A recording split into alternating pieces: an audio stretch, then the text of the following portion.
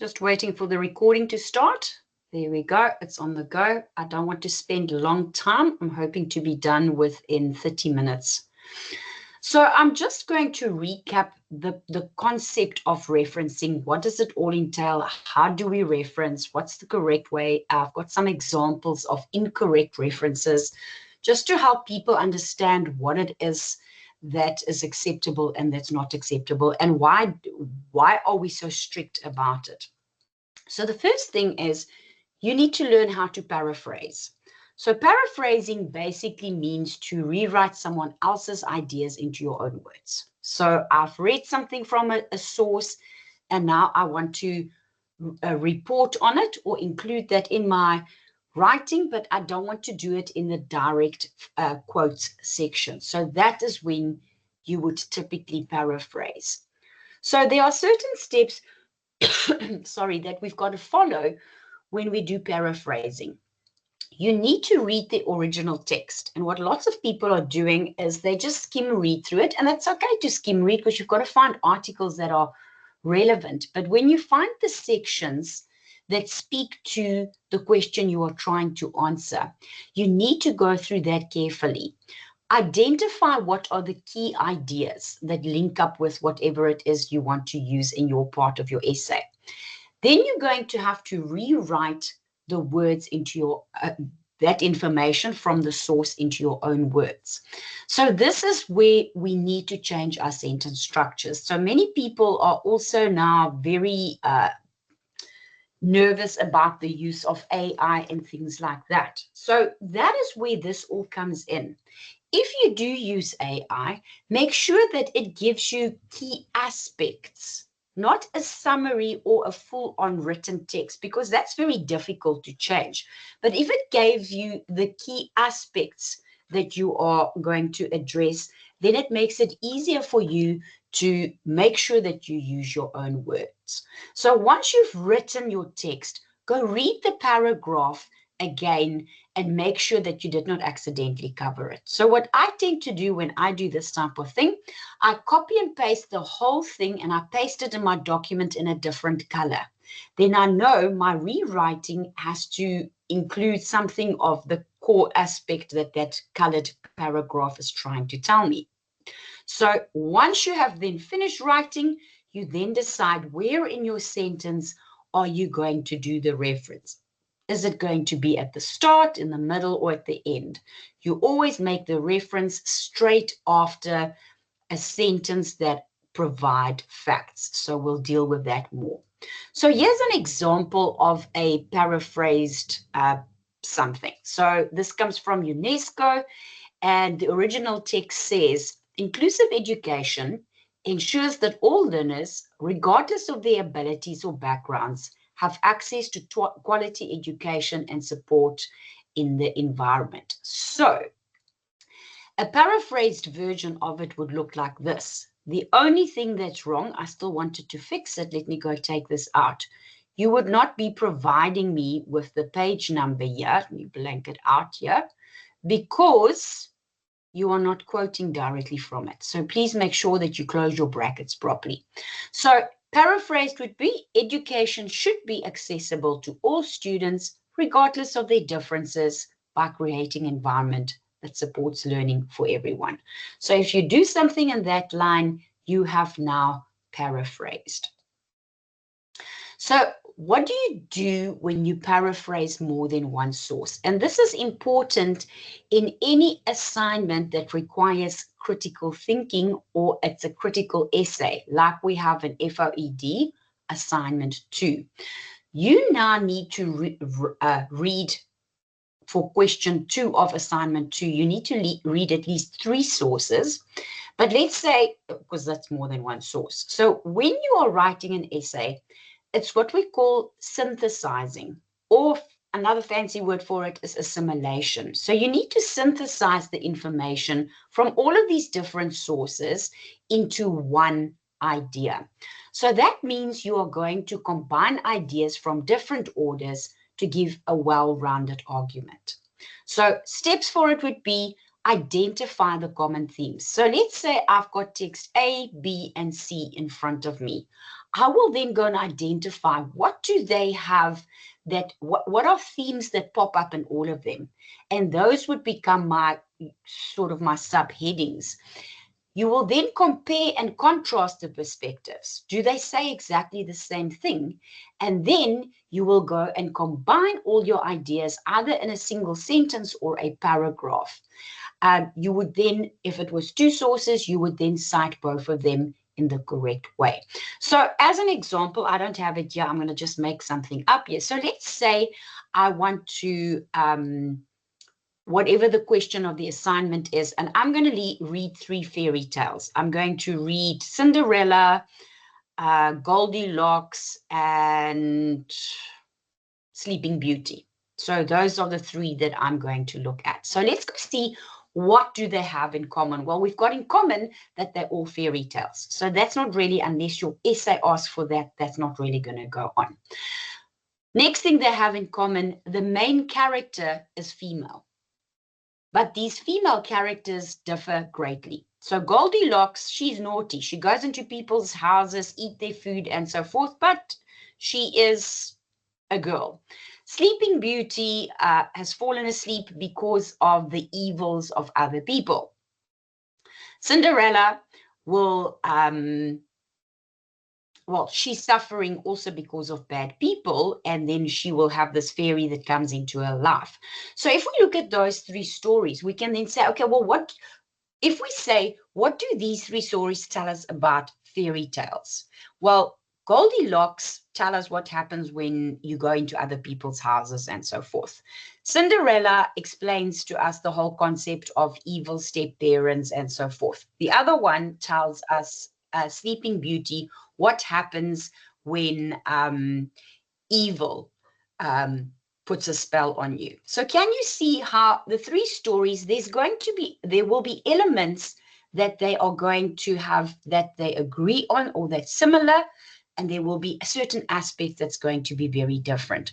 Obviously, depending on the assignment, you will then be able to actually focus on the key aspect of whatever your assignment is. So when you are talking, so let's say I want to talk about the positive lessons of fairy tales. I can then basically come and say that in Cinderella, it shows that goodness will prevail.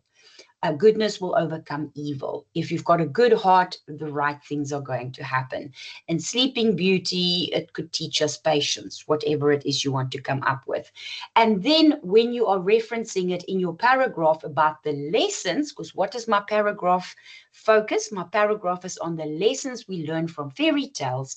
I will then be able to give 2 contrasting facts in that essay, just so that you can get an idea of that is what assimilation is. And in your critical essays, we want that type of one. So an example of assimilation could be UNESCO states that inclusive education provides equal opportunities for all students. And then Smith argues that a lack of teacher training is a barrier to successful inclusion. So if we want to combine them and put that in our own words, an example of that could be, while inclusive education aims to provide equal learning opportunities for all students, you now add your UNESCO one in, its success depends on well-trained teachers who can accommodate diverse needs. There you go with Smith. So you've used UNESCO's one as your base, and then you used Smith's one to add to it. And that is how you do assimilation and how you then acknowledge the 2 different sources. So for those of you that are my FOED students that's attending this, when I mark your critical essay, I am actually going to be looking at your paragraphs. Are you using more than one source? Because if you are not within a single paragraph, you are not showing to me that critical thinking is now taking place. So please be careful to do this correctly. When it comes to your list of references that you do at the end of your assignment, not after each question, right at the end of the assignment, we don't use bullets as are on the slide at the moment. We use the same font, the same spacing, everything else exactly like you did throughout your whole assignment. Make sure that you use the correct punctuation. So with Anglia, there's a lot of new aspects of full stops and commas. I will touch on some of these now. It's also very important that you ensure that your list is in alphabetical order.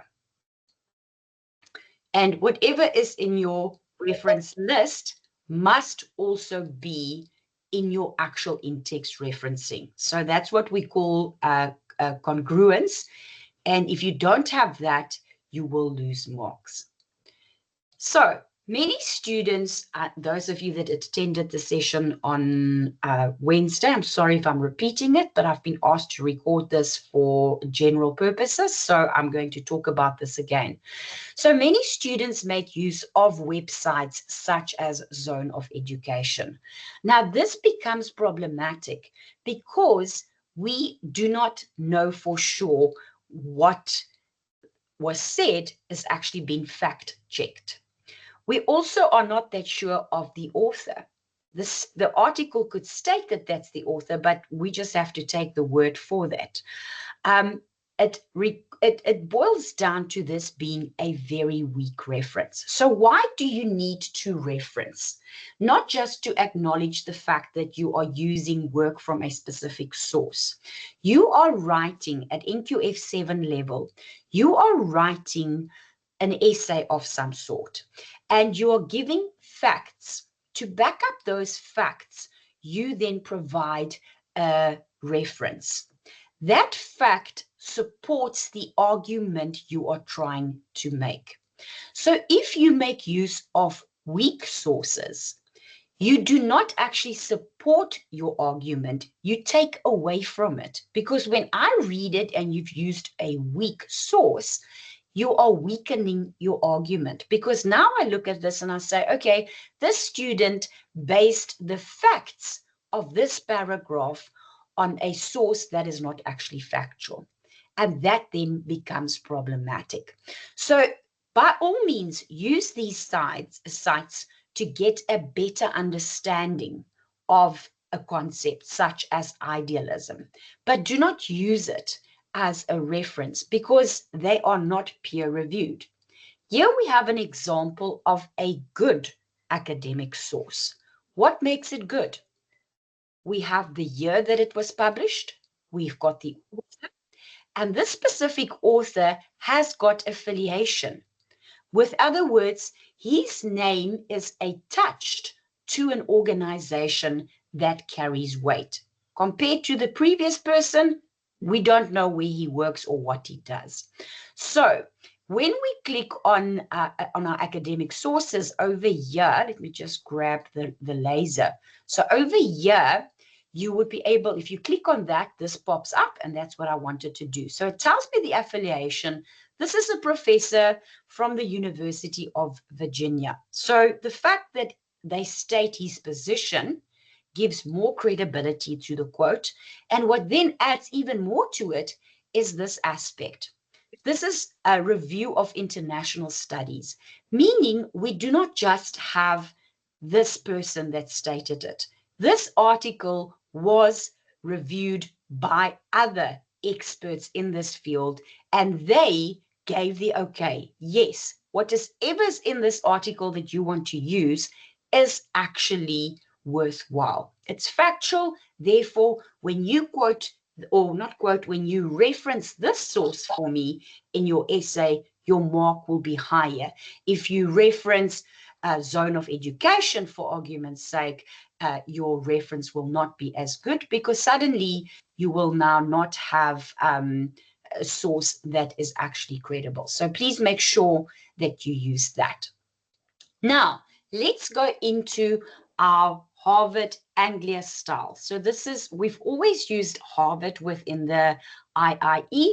We now use Harvard Anglia, a few little tweaks, nothing major though. Let's go through it section by section. I am not discussing the whole lot with you because it would be too much.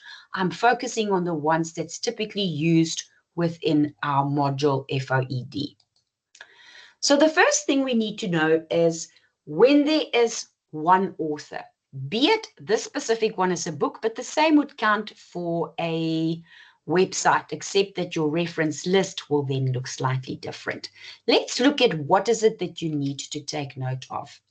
Very important one over there. We do not use any initials. Okay, no referencing style ever makes use of initials. There's a space after the comma. And take note, the full stop goes at the end of the reference. With other words, when the bracket closes, that's where the full stop goes. It does not help to go beforehand. What's the reason for that? In language, a full stop indicates the end of an idea. You are including this reference as a support to the idea that you've just stated. And that is why that reference has to be within the same sentence. If you put the full stop before it, it now becomes part of the next sentence. So another major change, or the first major change that I'm going to talk about now, when you give a specific page number. So if you want to tell me you found this in a source and this is the page, you will now be able to use that. So in the past, it was just a colon and then the page number.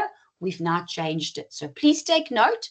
There is a comma after the year. There's a space. Then we have the P for page, a full stop, no space, and then the page number.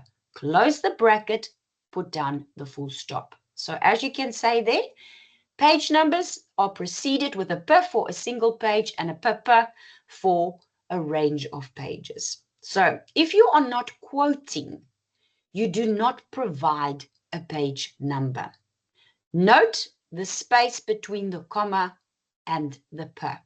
Please also take note, by company standards, and that's most universities in the world, you cannot have direct quotes of more than 10% of your actual paper. If it becomes more than that, you are not busy assimilating. You are not telling me things based on your point of view. So when would we use a direct quote?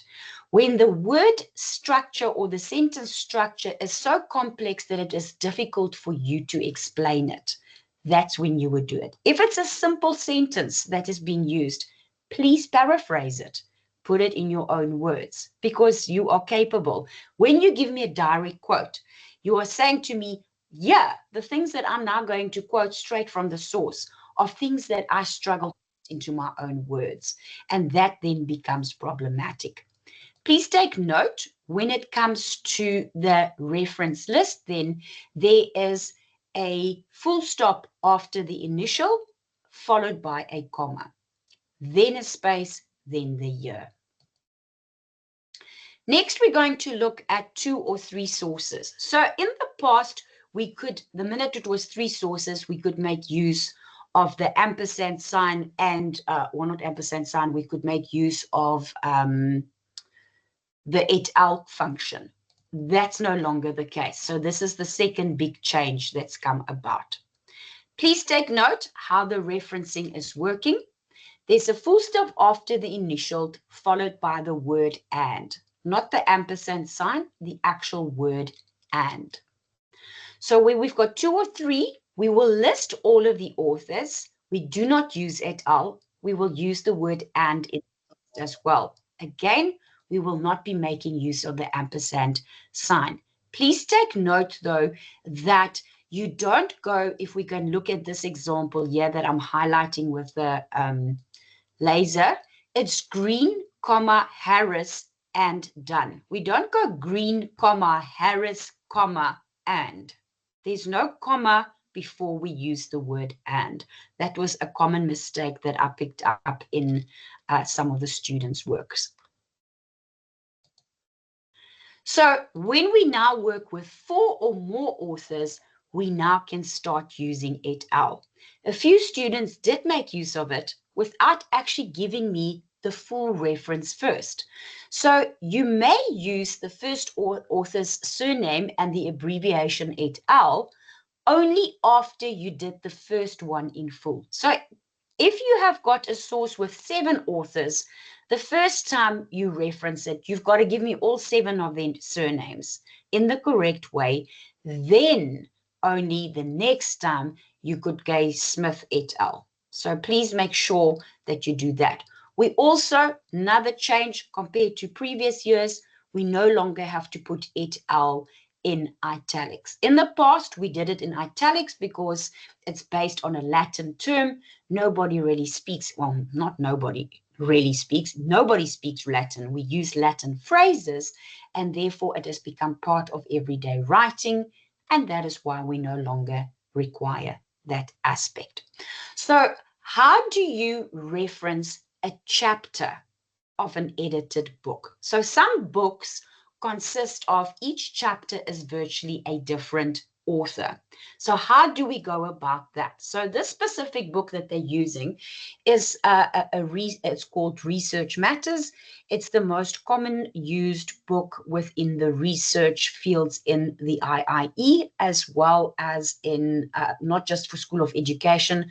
Our BCom students also use this book. So there you can clearly see how you would reference at that specific chapter.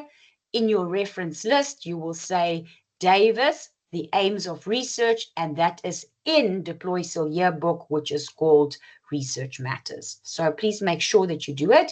You then stop, you tell me this is chapter 5, you do the colon, and now you're going to use double P to indicate to me that it is a range of numbers because it's from page 72 to 81, just so that you can get it there and see that that's how it's working. When it comes to ebooks or any online space, please take note of these little goodies that you will be able to find. You now need to put on both sides of your online reference. You still have to tell me accessed and the date, but don't forget you have to provide these little goodies on your sources. So YouTube videos. 1 or 2 students, you'll see it in my examples just now, did make use of YouTube videos. Within research and philosophy, this does not hold value because I can make, I mean, you guys have seen all your lecturers create YouTube videos, and I can make something up and make a video on it and post it on YouTube. So if Susan now goes and references me, she's not basing it on a fact because my work is not necessarily factual. So where possible, we actually avoid using YouTube. So where would you reference a YouTube video? If you are busy with a lesson plan and you want to play a clip or a video to the children, you need to, in your sources, your helping aids that you have got in your lesson plan, you would then definitely make use of YouTube. If you are busy in, I would imagine, one of your didactic modules that you could also be using in an essay based on a video, that would then be. But in a factual module such as Foundations of Education, that would not make sense. The same then goes for a blog. A blog is literally an online diary entry. So I am not necessarily sure that when I read a blog that is actually factual. That person might have used resources. Still, that blog has not been peer reviewed. It has not been checked for academic accuracy. And therefore, when you make use of references such as YouTube and blogs, you are actually doing yourself a disservice because it takes away the value of what it is you are trying to say. When you do anything to do with the Department of Basic Education, please take note. The first time around, you will write it out. Thereafter, you will go DBE. We no longer use DOE. DOE stands for Department of Education, and it is split into 2 categories. It is split into the Department of Basic Education and Training, as well as the Department of Higher Education and Training, the section that deals with tertiary institutions. So the DBE takes care of grade R all the way to grade 12. the Department of Higher Education and Training, any tertiary institution that happens on it. So please just ensure that you get that correct. So just to then cover with you what is in your assignments, if you make one or two errors, such as you don't put spaces between, or you do make, or you don't make a space between the comma and the year, or you make use of initials, those would be counting as two errors. The minute you also put the full stop at the wrong place, it now becomes multiple errors, which means a deduction of 10%, no longer 5%. When you've got a small section with no references, it is a 5% deduction. When it is many sections or a larger section without references, it will carry a deduction of 10%. So a small section is about a quarter of a page. A longer section would be a half or more page, would be regarded as that. So if on page 2, you've got a small section without it, and on page 4 again, and in another page again, it then comes down to many sections without it, it will then bring in a 10% deduction. Another thing that students are not often aware of is this point over here. If you only reference at the beginning of the paragraph, or the most common one, just go and plonk down a reference at the end of each paragraph, you will also lose 5% because you are not integrating your work. I've got no proof that you truly use those sources. So please make sure that you vary your reference style. How do I know to reference? I will show it to you just now.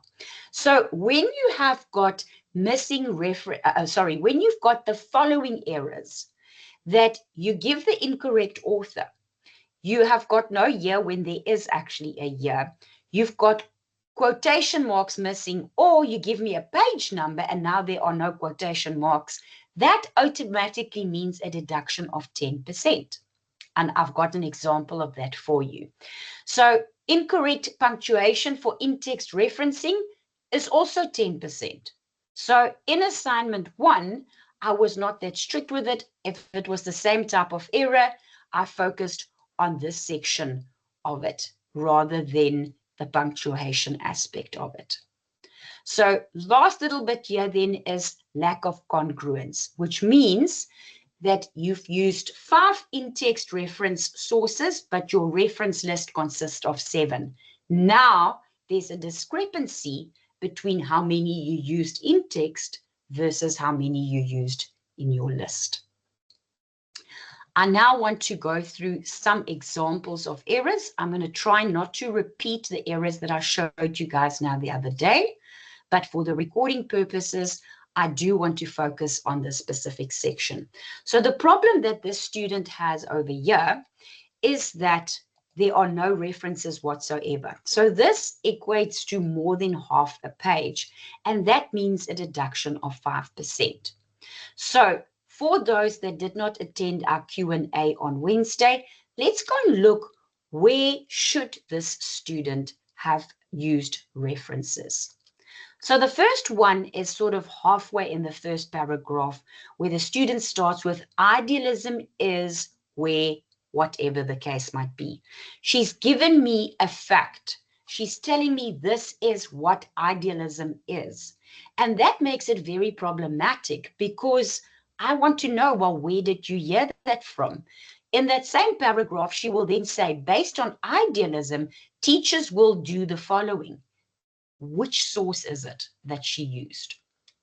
Next paragraph talks about realism. It explains the emphasis that realism places on certain things. That's an academic fact. Where exactly is the reference then for it? Same goes here for idealism focuses on.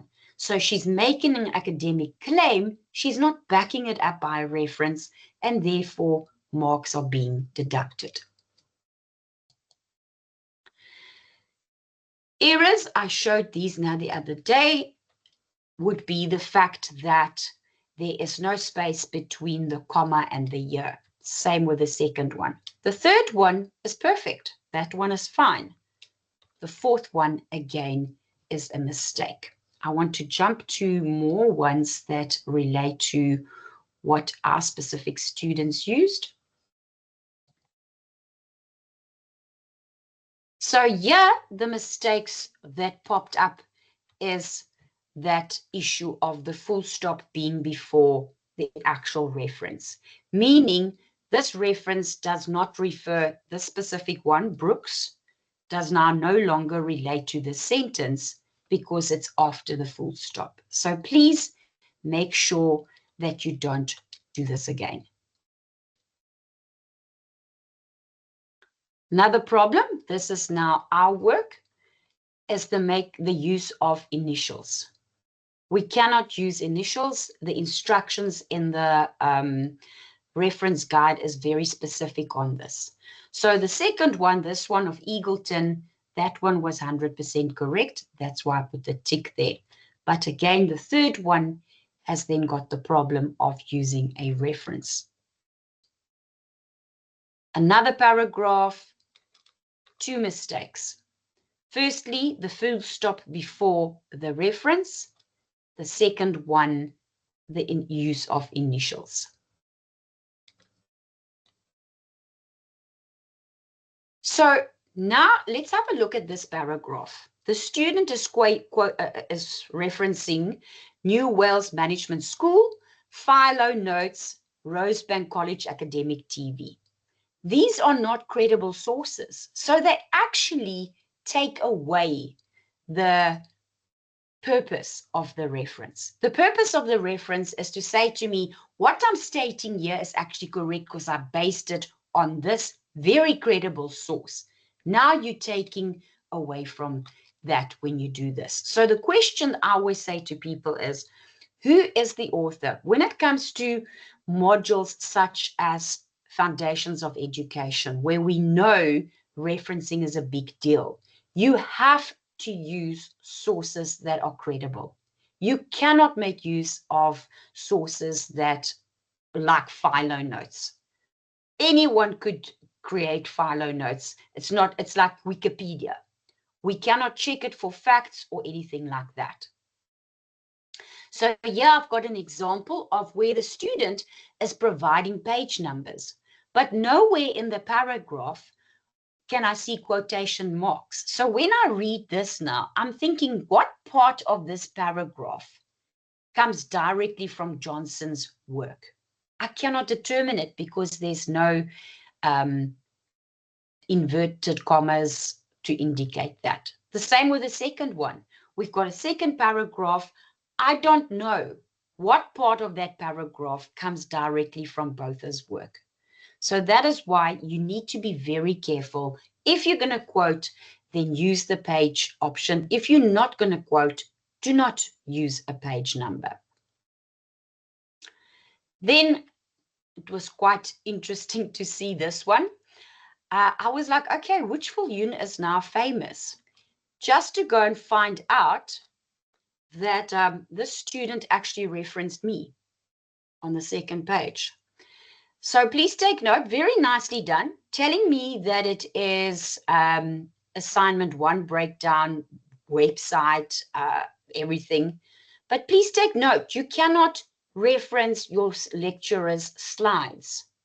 These have not been peer reviewed. They have not been fact checked. Yes, I don't deliberately give you inaccurate ones, but you cannot reference it. So that was the mistake on that section. And over here, we've got the mistake of the initials again. So please make sure that you don't reference your lecturers. And then second year, here's an example. University of Sargodha, that is what it is. That's not a credible source. The fact that it's a university does not make it credible. Who is the author of this story? When was it published? We need to have that type of information. So it's very important that you follow the correct sources when you want to reference. And then the last little bit, again, study.com, the education hub. Both of these sources are not credible sources. I don't know who's the author, or at least the year of publication has been provided. These are not peer-reviewed articles. Therefore, they do not actually back up your academic facts that you are making. So if there are any students that's currently present that lost marks and still has got no idea as to why you lost marks, please use the chat function, ask me so I can try and see what I can do to help you understand why you lost marks. If you're okay with what we've discussed, please feel free to leave the session so that I can just stay behind with those that truly need the help. Some students after Wednesday's session did contact me and say to me they are quite distraught because they lost 5 or 10% for referencing and they did not quite understand it. And that is the purpose of tonight's function. So I'm going to mute my mic, give you guys the opportunity to leave. Anyone that stays, I'm assuming, is then going to have a specific question regarding referencing.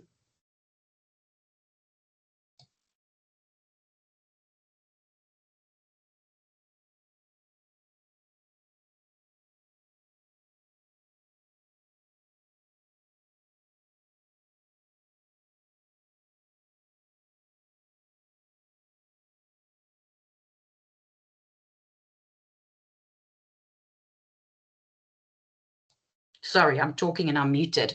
I'm glad, Sinead, thank you for saying that this has been helpful to you. I'm going to just stop our recording. So I'm glad that you found